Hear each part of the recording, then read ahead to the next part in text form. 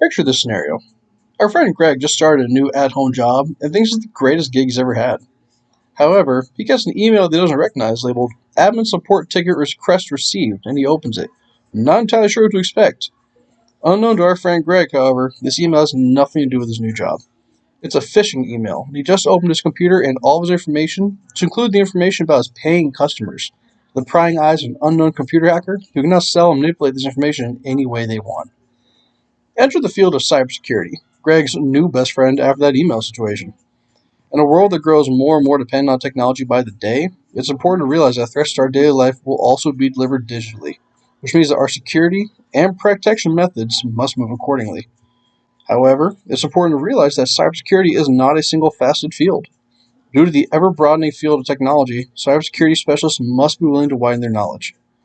Today, we are going to dive into some of the top recommended fields of cybersecurity, as listed by Raul Awadi on TechTarget.com.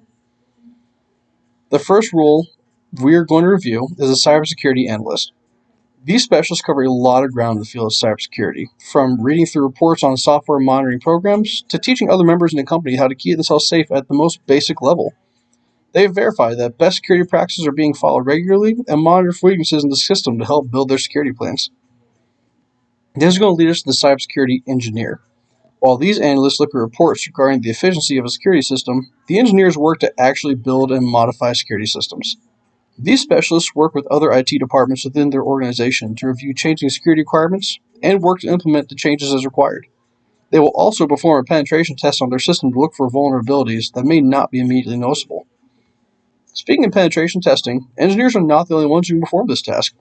There are other specialists who work in this role called ethical hackers. These specialists learn to think like a bad guy, looking for any weaknesses that may exist in the security system, and they look for every way possible to exploit these weaknesses to gain unauthorized access. They can track and record the methods used and report them to the organization after, so that appropriate changes and adjustments to the system and security plans can be made, guaranteeing a safer digital environment overall for all product users.